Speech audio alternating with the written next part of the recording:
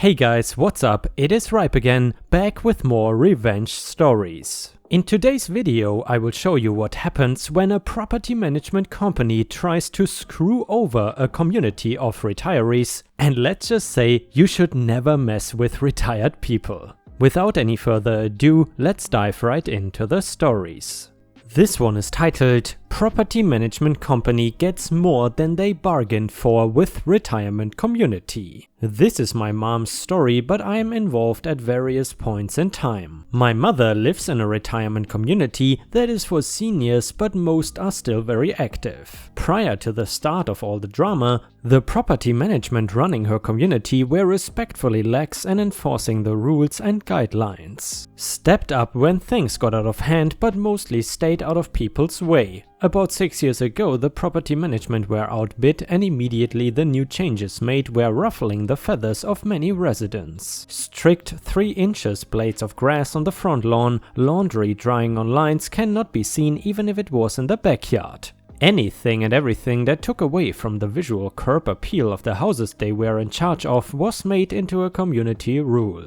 Even outdoor lights that illuminate the front house, excluding the porch light, have to be dark at 10:30 p.m. Screw you if you have solar lights or safety pathway lights. It was determined that one person's house had excessive outdoor lights, and rather confront this person individually, the whole community had to abide by the rules. Things came to a boiling point when a couple of residents who were swimming in the community pool after hours got a rude awakening. They found the gate was padlocked by the new night security rent-a-cop who didn't even check to see if the pool was occupied while doing his rounds. Because the new property management was too cheap to hire a full-time guy, this rent-a-cop would do a sweep of the community and then leave to patrol other communities as well.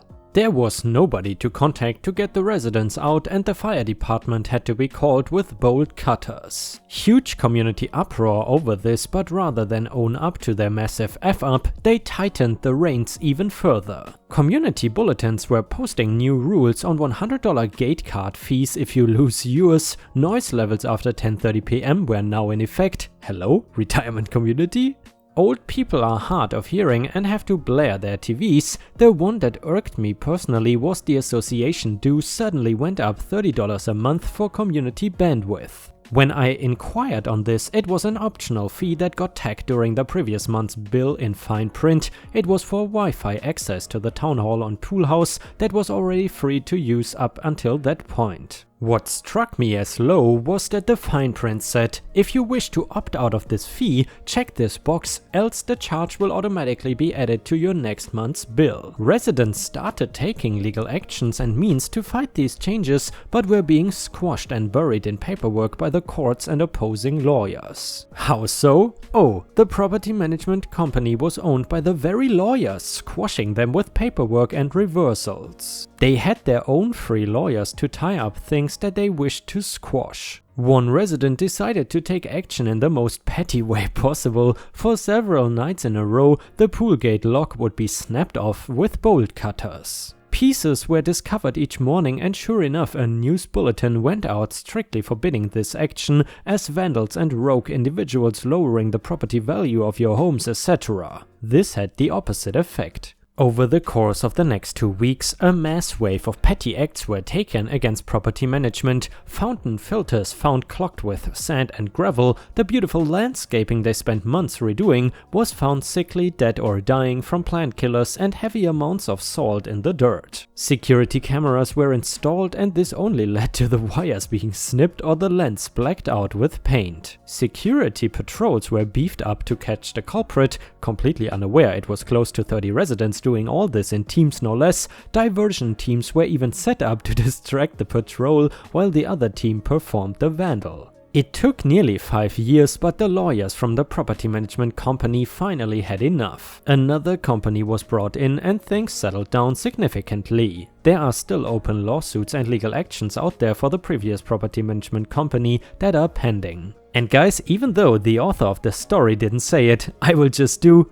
The moral of the story is never mess with retirees. I have to admit that was an extraordinarily satisfying revenge story. And the next one starts like this. It has been probably 8 years. I got hired at a law firm to do their IT and to do training. It was a 50-50 split of IT and training, and soon it became all training. The IT was handled by a few people. After a while, someone else wanted to do training, so they asked me if I could take someone to teach them. So I did. It turns out that person really just wanted an easier job. They soon learned that training wasn't easy. They wanted to go back and not do training, but I had planned so many different training lessons with this person that I couldn't have had that person just leave without finding a replacement. Anyway, the firm was starting to feel the effects of some financial shifts and was starting to let people go. When this little problem showed up, the company took it upon themselves to decide to cut training altogether. I no longer had an IT spot and I was no longer needed for training, so they brought me in and fired me because of some trumped up charge they said I had logged in from home and clocked out. Which, yes, I had done, but I always did because I worked on training packets from home and had permission to do it from the IT director.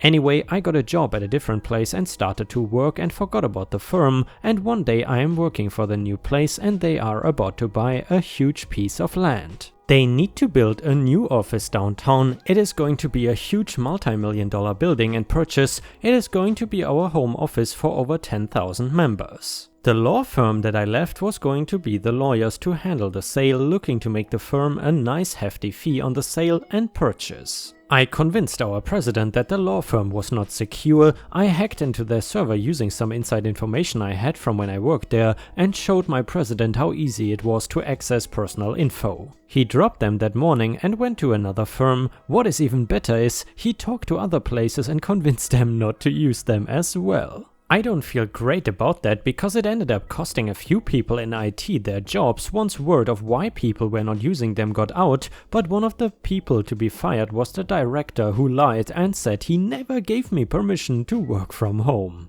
And guys, if you have watched until here, please don't forget to like the video and maybe even post some star emojis in the comments if you want to support me. Thank you so much in advance. The next one starts like this. Lady at my last job was a real witch. Not just to me, but to everyone. She constantly interjected her opinions into conversations that she was not a part of, would constantly try and throw people under the bus. Try and get you to tell her personal info about yourself and then turn right around and spread gossip to others about you. Straight face during all this, and she knew people did not like her, she did not care. People would try and pretend that they were friends with her just so she would not torture them or backstab them. But the part that pissed me off was that she was a horrible driver and we took the same route home every day. She would tailgate me and then when she got bored with that she would cut me off. I am talking like swerve in front of me with maybe inches to spare before hitting me. On a street route with a speed limit of 55 miles per hour she would be going around 80 miles per hour.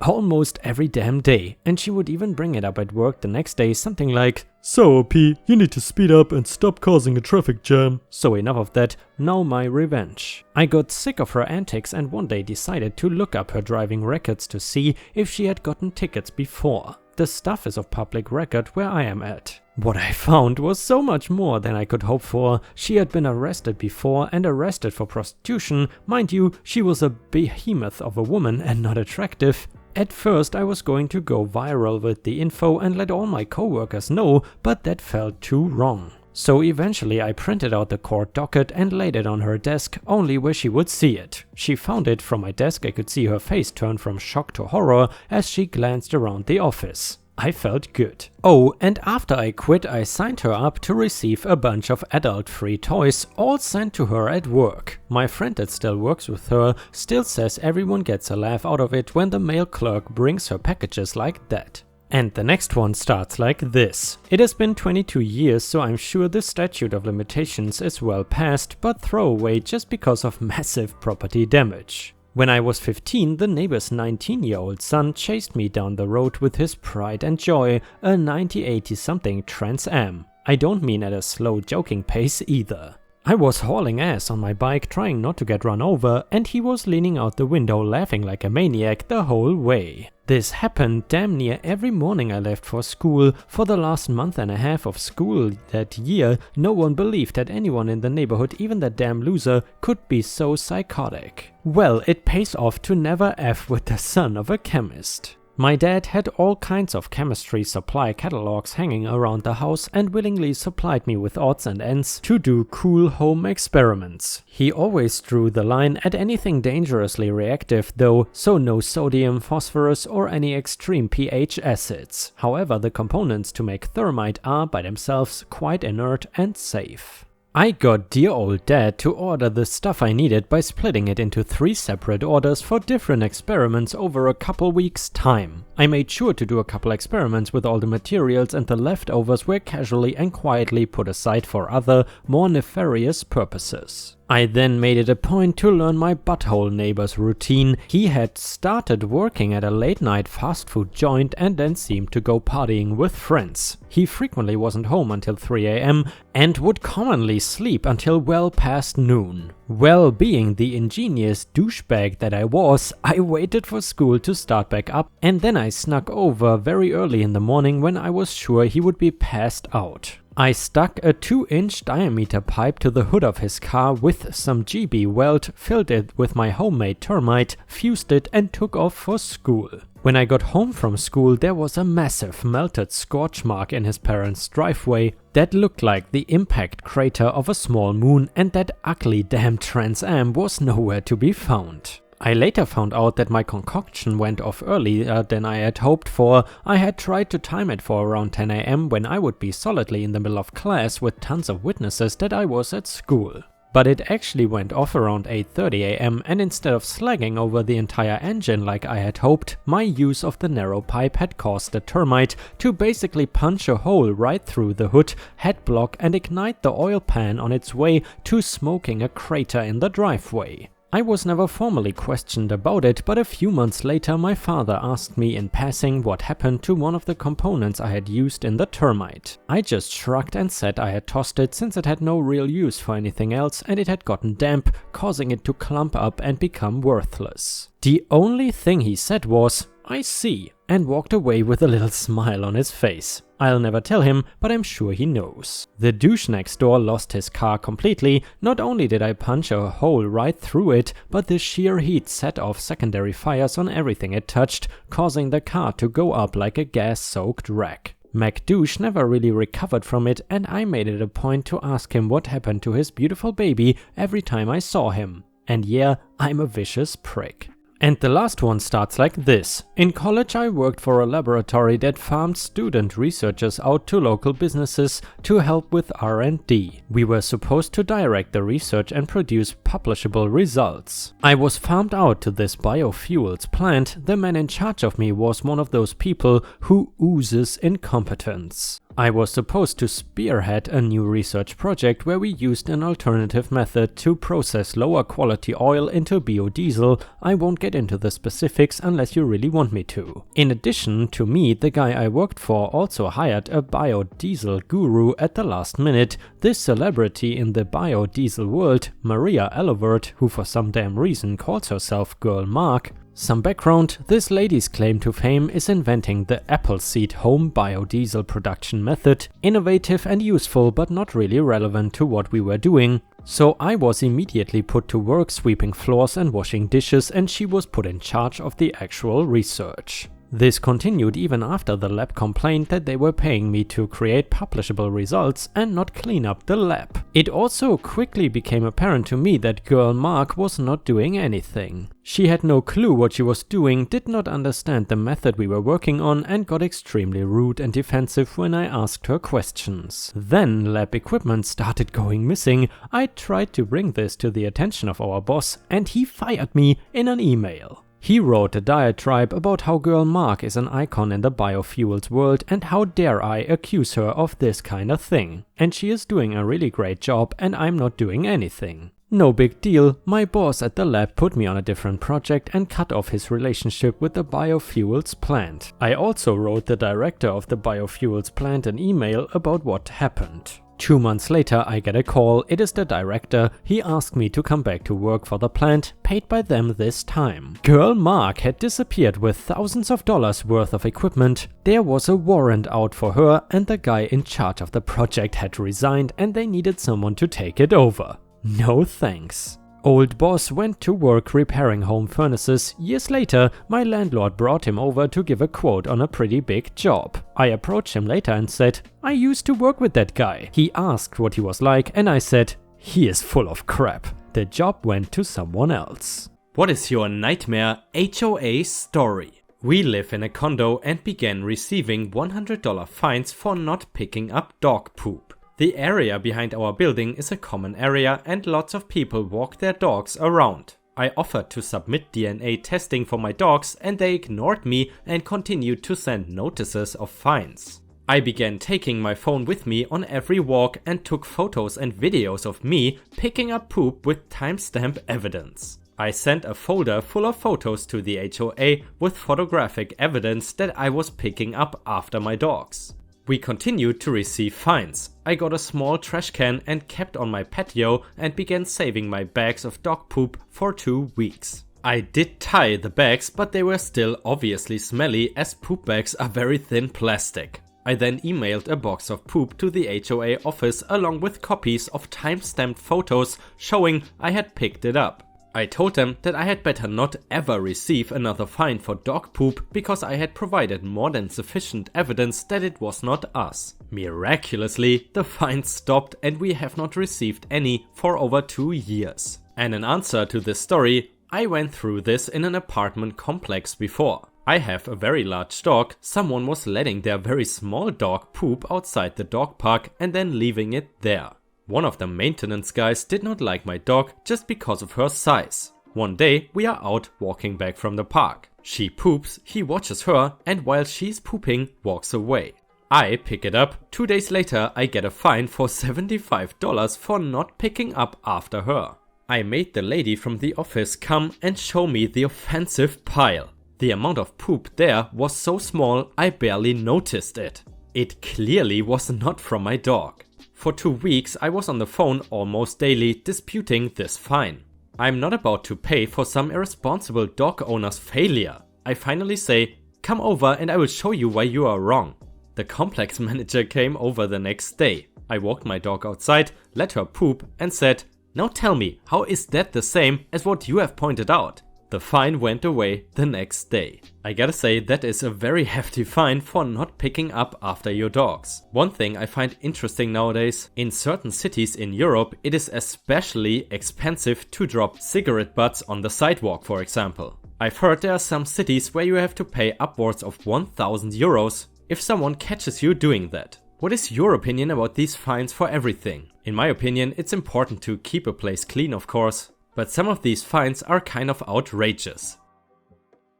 And the next story, we have only been part of an HOA for the last few months and it is already living up to every stereotype I have ever had in my head. They held our once annual meeting with very little notice and like 6 people showed up. They elected a new association and immediately decided to spend $700 on dog crap receptacles, even though like 4 people have dogs and the whole neighborhood is one street. This sparked an incredible amount of drama. One guy on the HOA decided he was going to get super defensive when people started questioning this decision and it quickly devolved into him just taunting people on Facebook because he was on the board and they were not. And if they did not like his authority, they should change the bylaws. Then someone left a bunch of dog crap in his driveway. Then he resigned from the HOA, no word on the dog crap receptacles. This has all happened in the past 3 days. So apparently, if you are dealing with a dictatorship HOA, just leave some dog poop on the HOA president's driveway and the problem will solve itself. And the next story, other way around. I helped a customer stand up to their HOA and win. I worked as a team supervisor for DirecTV at this time. Most of my duties were administrative, but if anyone on my team had an escalated call, supervisor requested, then those were my job too. One of my agents got a call and from what he told me, the customer immediately requested a supervisor that he needed someone with more authority than a frontline service rep, even though my agent could have handled this. So I take the call and the guy is frantic and asking me for help. He had been going rounds with his HOA over the placement of his satellite dish. As it turned out, due to various obstructions, the only way his dish could be installed and maintain a quality signal was pole mounted. So it is on a pole in his side yard instead of on the roof/side of the house. The HOA had deemed that a violation and fined him.